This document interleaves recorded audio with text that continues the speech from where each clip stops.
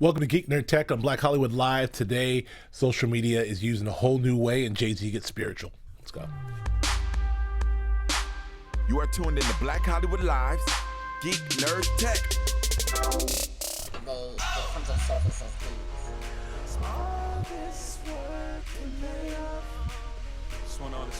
geeks. Welcome to Geek Nerd Tech, the show we break down tech news and nerd culture from a black and brown geek perspective. I'm Joe Braswell. As always, I'm joined by Akili Shine. Keely Shine's in the building.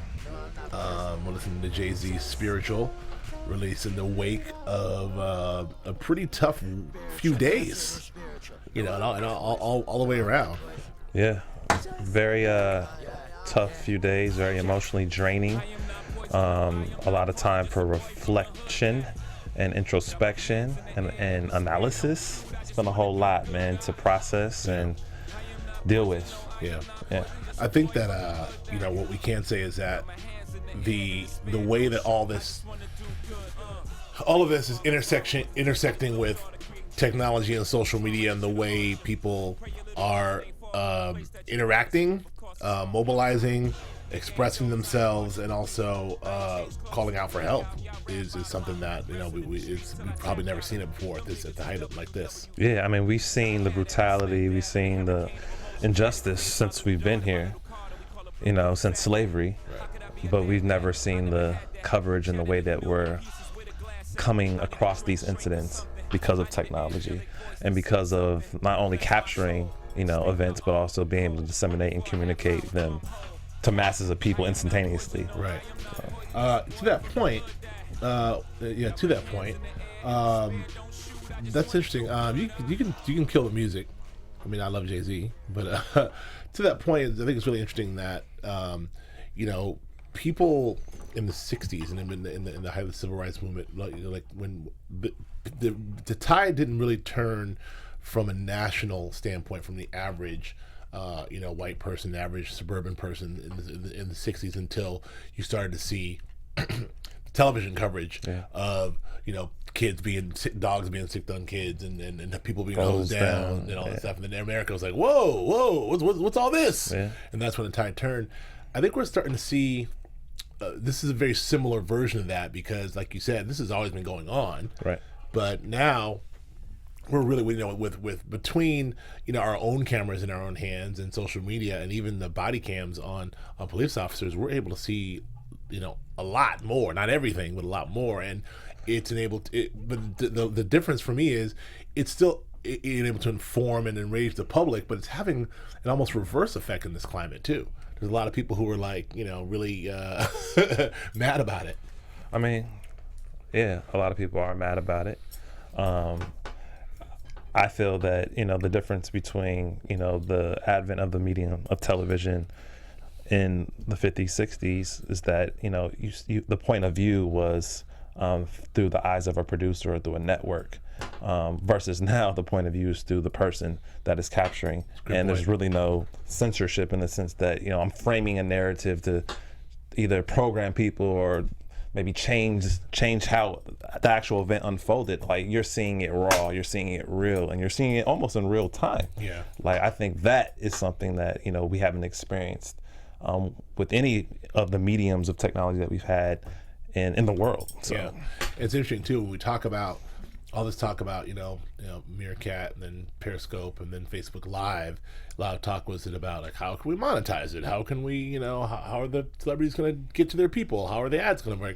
And no one really talked about the effectiveness of things like this, right? And things like the way that my girl Diamond Reynolds was able to use it the other day, and that we'll talk about that story. And that is a sort of a heart-wrenching story, and we were talking off air about it, and you were just sort of saying how the presence of mind and the cool calmness to be able to roll video on that while your moment. daughter's in the back seat and your fiance is dying, taking his last breaths as blood is being leaked out of his body. Yeah, it's crazy.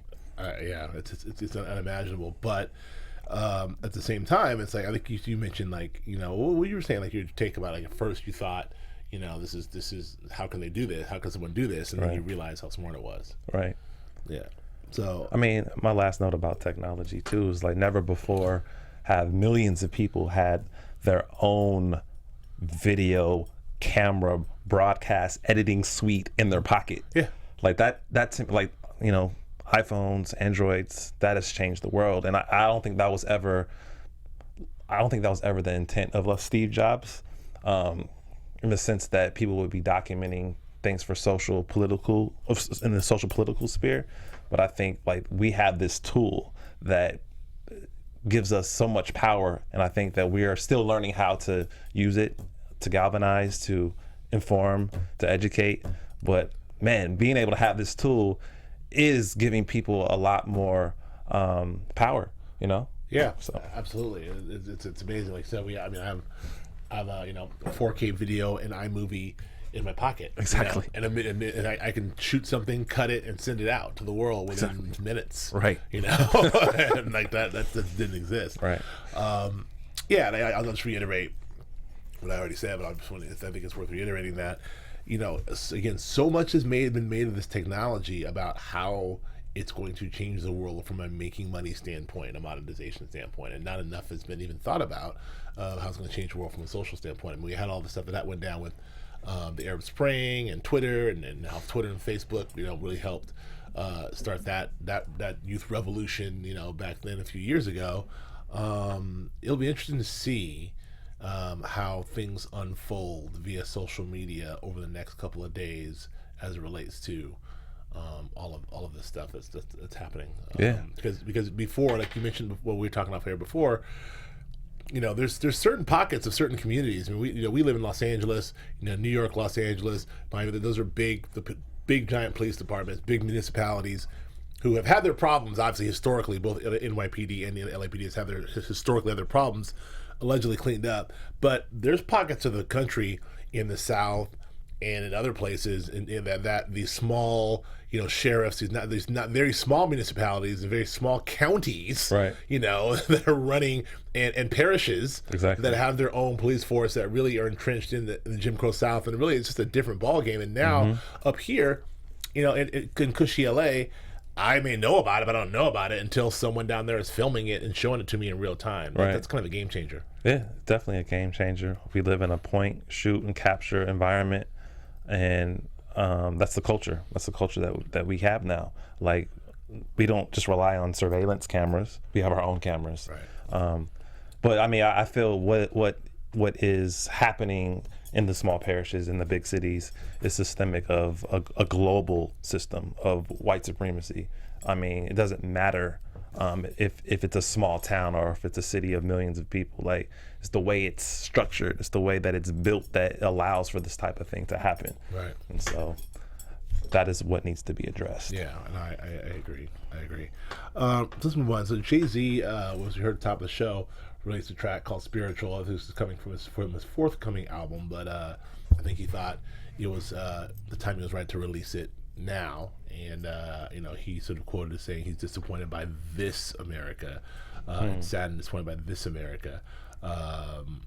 You know, we should be further along and we're not. Yeah. And I have to agree with 1,000% with that sentiment. Like, it's shocking to me, you know, in my lifetime. I'm 45, and in my lifetime, just how where things were when I was in junior high and high school, how things seemed to progress, you know, through the late 90s and the early aughts, and how just 15 years away from 9/11, you know, we're back to, I don't know, we're back to like pre-1980s for me. I don't know. Yeah, I mean, I totally have those same sentiments, being that I'm 36, grew up in the 80s, and I felt those things personally, especially with, you know, the crack cocaine epidemic and guns and drugs being thrusted into our communities, and then our families being broken because of prison industrial complex. But I applaud Jay-Z, and I applaud other artists for using the medium of music or film or whatever artistic expression to be able to kind of like, speak their mind and help people to see a different perspective. Like, I mean, you had, Solange doing stuff on Instagram, singing Black Maybe. You had Beyonce taking a stand at her concert. I mean, even here on the West Coast, The Game and Snoop were protesting this morning. Like, a lot of artists, a lot of people, a lot of celebrities in general were very vocal about this. And I think that is something that is, even athletes, like, I think that is something that is very much needed, because those are the people that we kind of look up to. They have influence, they have power of their own. And so to have them be vocal about this really just helps us as a people. Yeah, so. I agree. I agree with all of that.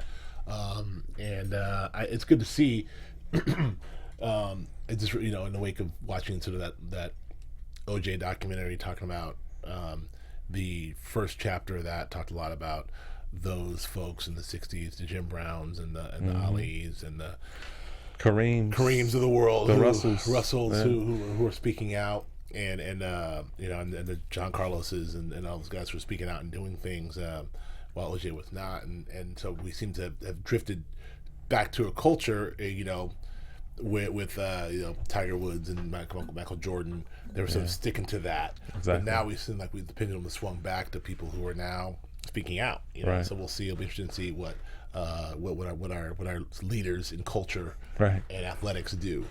So, absolutely. But it's good to hear from Jay-Z. It's good to hear from Snoop and Game and other folks and Solange. So, speaking of the prison industrial complex. Obama's, who's our tech president, is actually trying to do some things, or the Obama administration doing some things to use mega data and all kinds of advanced metrics and data to shrink our prison population. I mean, there's a data-driven justice initiative he has, where he has 67 cities and states who are working together with Palantir and Amazon. They're basically trying to use data to find ways to shrink our population, our prison population. Right. I mean, I think obviously there's more than one way to skin a cat. I mean, there's a bunch of crazy, unfair and ridiculous, sort of laws written around the war on drugs that happened in the 80s that caused this escalation. Thank you, Ronald Reagan. Yeah. And Rockefeller laws. Yes, and Bill Clinton too. Let's be honest. But to a certain degree, yeah. But it's, as if you can't go in and just change all the laws or set people free and do whatever, you can try to do some things through technology and figuring out what the best course of action is. Yeah, definitely. I think using the technology that we have and getting metadata to be able to pinpoint and locate who is in prison that shouldn't be, based on maybe petty crimes or nonviolent crimes, and seeing how they have a long sentence for something that doesn't really require the crime doesn't require the sentencing.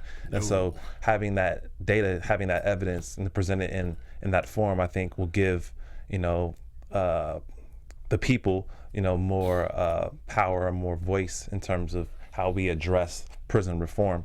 And then a further point in terms of technology, I was reading an article, I think about a week ago, about how they want to incorporate virtual reality into the prisons and to create a world in the virtual reality that is like if you were released from prison, to get inmates used to living outside of prison through VR.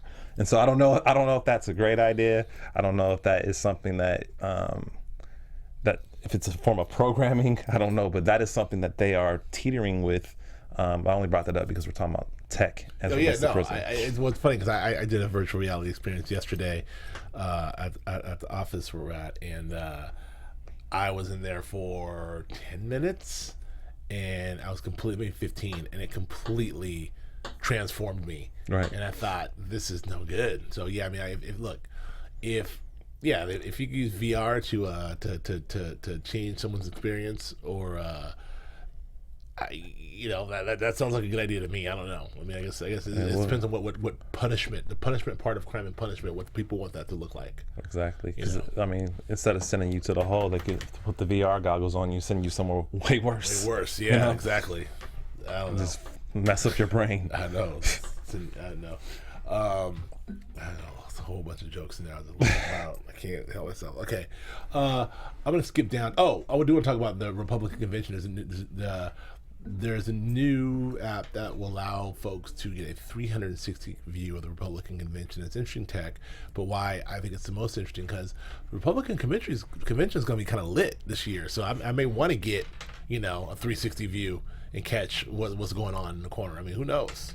Yeah, I mean, I think, when we talk about experiential opportunities for the technology, I think we discussed on the show, having this technology used at an NBA game, or use it at another sporting event. But yeah, this is great because if you're watching on TV or you're watching somewhere and you want to feel like you still have an immersive experience, this is the best way to do it. And we have the tech to do it. We have the right cameras. We have the technology that can give us that experience. And so I think it's kind of cool that I don't have to necessarily be a ticket holder or be invited to the event to still have a bird's eye or first person experience. Right, so. Exactly. I'm gonna skip down to this Apple story about double storage, but I don't know if you want to hit this first or after. Oh, we can do it after. All right. So Apple is maybe supposedly the next iPhones are going to be smaller and big as much as 256 gig phones, which is great considering. I remember the day when they started off with. Did they start with 2 gigs or 4 gig? I think it was 4. Yeah.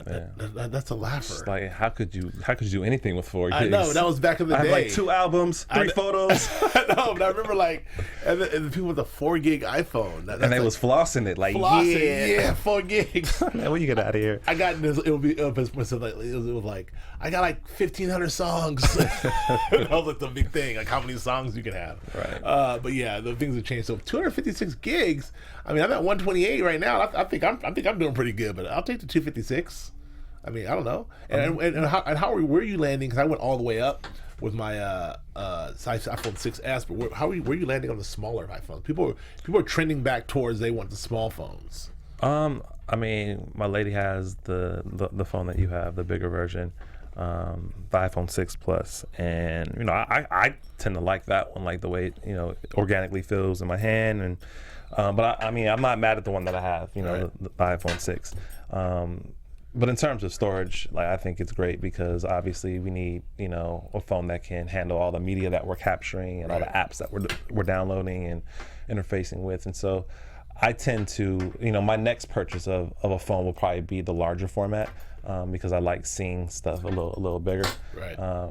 But yeah, I feel that iPhone still needs to do something revolutionary. And I think the last few releases, and I think this release is going to be far from revolutionary. Yeah. I think the days of what am I trying to say? The big keynote, the big reveal. Yeah, the big reveal and the Steve Jobs coming out the oh my gosh moment. Yeah. I think those days are kind of gone. I think now the innovation is going to come with the software. I agree. So. And I was going to ask you a question, and you kind of answered it. But what do you like? What we say you need a wow moment? What can they do? Like, if Blue Sky, Kelly Shines, the president of Apple, you have Tim Cook's job. Like, what would be your job for the keynote, the 2017 keynote of July 4th? I mean, I honestly think it would be software based. I think it's not necessarily, aside from the camera, aside from maybe the processor and the speed at which things are moving with the hardware. I think the only thing that would be give me that wow moment is I have this tool now to be able to right. This productivity tool to be able to use, or this social tool to be able to use. I think that would kind of push me over. But yeah, I can't imagine right now, when you put me on the spot, hardware wise, what they could do aside from just developing the speaker, the camera, right. Just the resolution of the screen. Right. I can't think of anything else. It could be like Robert Downey Jr.'s watch in Civil War. Like you put some stuff. Right. Well, yeah, small business owners, it's time to be honest about how you feel when dealing with your day-to-day admin work. Admit it, you can't stand it, and it's a total grind. The truth is, over 5 million small business owners felt exactly the same way until they discovered FreshBooks. And FreshBooks is the dead simple cloud accounting software that's transforming how small business owners handle their paperwork. And I think this is really good for, business owner like myself and you. Yep. Using FreshBooks to create and send an invoice literally takes about 30 seconds. There's no formulas or formatting, just perfectly crafted invoices every single time. Your client can pay you online, which often means you end up getting paid a lot faster, which is always a good thing because I need my money. There's a super handy deposit feature so you can invoice for a payment up front when you're kicking off a project. FreshBooks can even show you whether or not a client has looked at the invoice you've emailed. Bruh.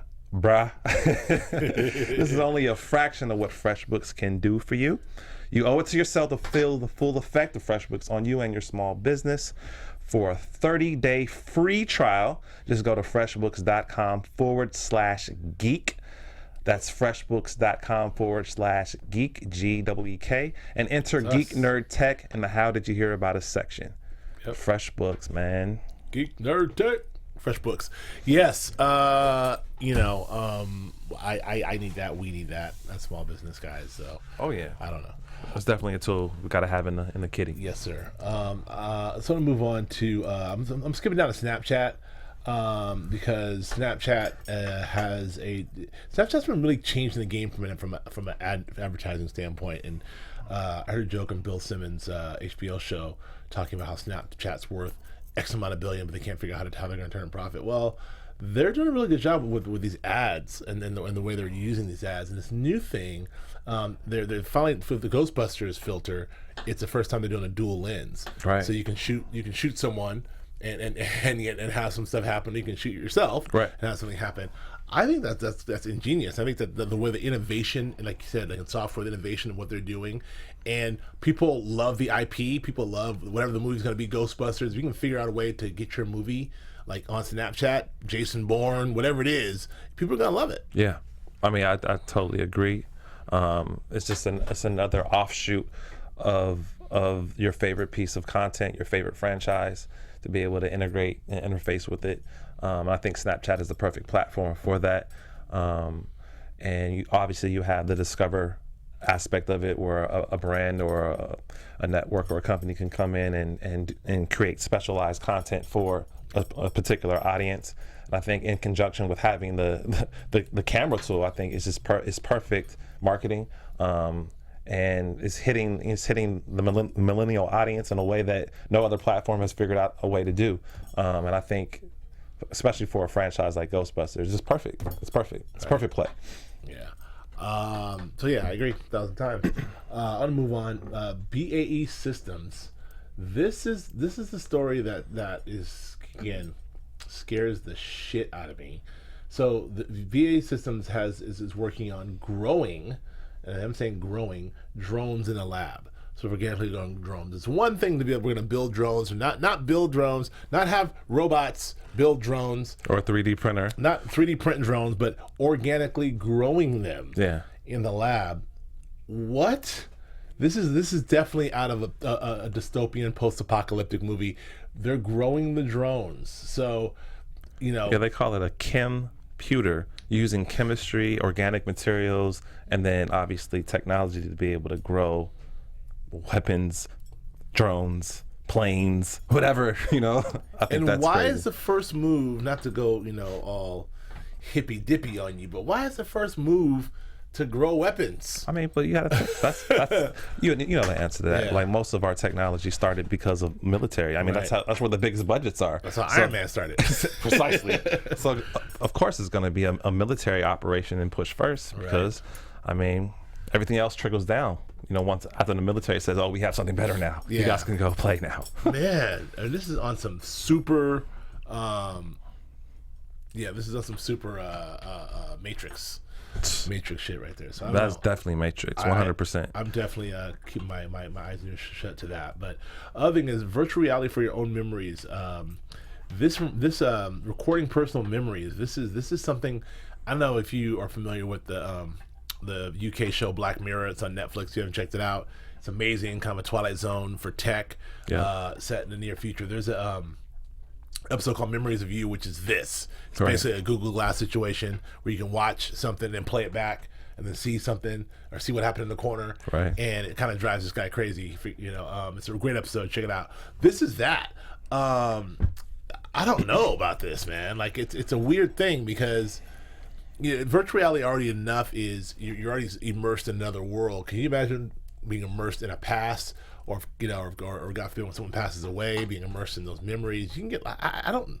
This is technology. We're on the threshold of some crazy shit right now. Absolutely. Like I think because of the degree of immersion, like it offers an addictiveness to it. Right. Like you could be so enclosed in this world that you've created, or a slice of your past that you're experiencing that you never want to leave, because it either brings you comfort or it might be your source of comfort, and that could become something that turns into a dependency. So I mean, I get the train of thought. Like, you have photos, you have family videos that have the nostalgic feel that bring you back to a certain place in time and then make you feel emotive.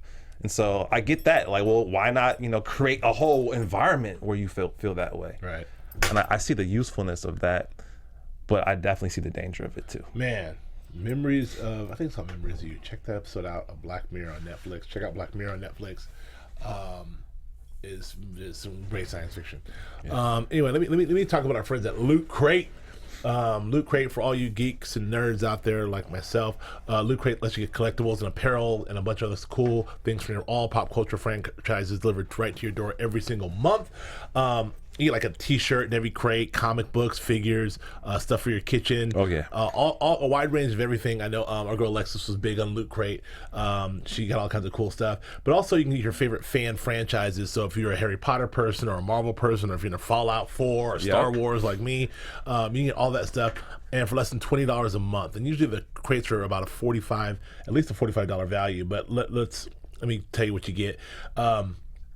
Loot Crate is a monthly subscription box service with epic geek and gamer items for pop culture gear. For less than $20 a month, you get 68 items.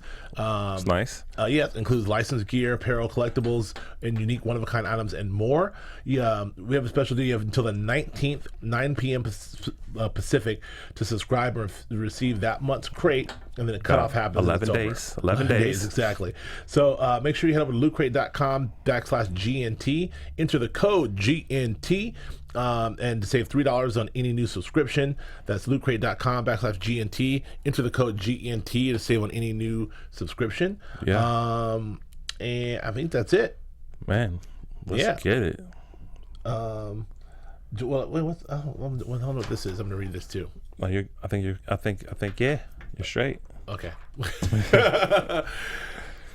Anyway, so I want to shift gears to something that's kind of near and dear to my heart and our heart right now. Is Star Trek Beyond is coming out, the third Star Trek, and up on I guess the 50th anniversary of Star Trek coming out, and it looks like it looks like that the beloved character that we know of Hikaru Sulu. What was that? Hikaru Sulu, the most famous helmsman, the famous ship driver of them all. He is going to be revealed as gay in the new Star Trek Beyond. It's sort of a nod to George Takei. Right. I think they thought it was a great idea to sort of like, maybe sort of right, not right to wrong, but just sort of say it's more of a nod. Like, we're taking this character, he's going to be gay.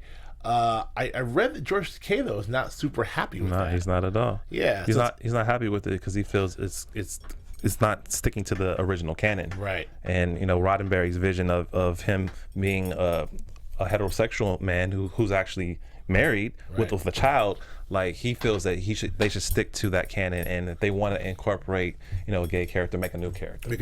Exactly. And at the time, that bridge in the 60s, obviously, you had Russia in the middle of the Cold War. You had a black lieutenant, a communications officer. But then you had a helmsman who was Japanese, so very close after World War II. And the idea was that in that time especially, these are a lot of our enemies. The Cold War people, the Asians, the black people are enemies. No, all of our enemies on the bridge.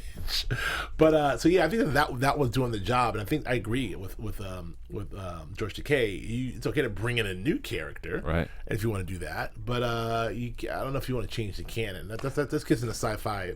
I think the problem is because most of the movies, and correct me if I'm wrong, most of the movies are essentially stories before the original series, right? It's like pre-original series. Well, the movies take place in an alternate universe. So what happens with the movies is they make a delineation to what was happening, like when Kirk started, and then there's a break in the time continuum. So the movie explains that there was a world where Kirk and William Shatner and all those guys lived, but this is a world where these version of these people lives, and this version is different. So that's kind of why they're able to do take license, because it's the same, but it's not exactly the same. Got you. So, and that's why they were able in the first Star Trek to have Spock show up and talk to Spock and explain that to him. Like, I'm you, but you're on a different timeline. You know, so yeah, I mean that was very complicated, but very Star Trek at the same time. Timelines. I don't know. I mean, I guess they can do whatever they want again, because like we just said, they're on their own timeline. But I kind of agree with George Takei. Like, I don't like messing with canon. Yeah, it's just, canon's canon. So I don't know. They did this with the TV show Enterprise.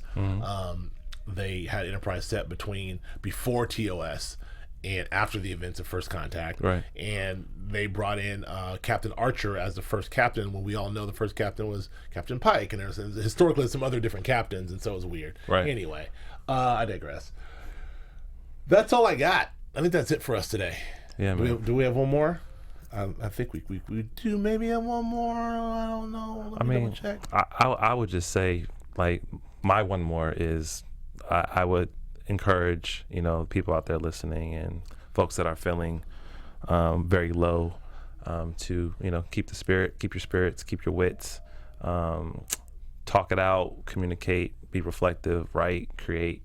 And I think that, we will come up with some solutions as to what's happening in our world, in our communities.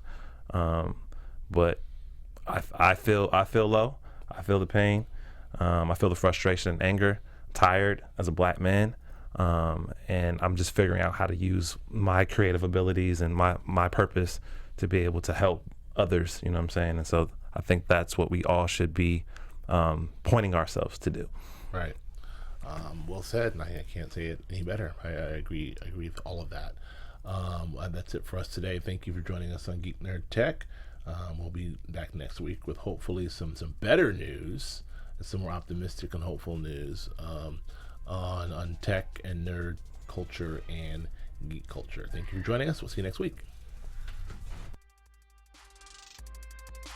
From executives Keven Undergaro, Dario Kristen, Tiana Hobson, and the entire BHL staff, we would like to thank you for supporting Black Hollywood Live, the first online broadcast network dedicated to African American entertainment. For questions and comments, contact us.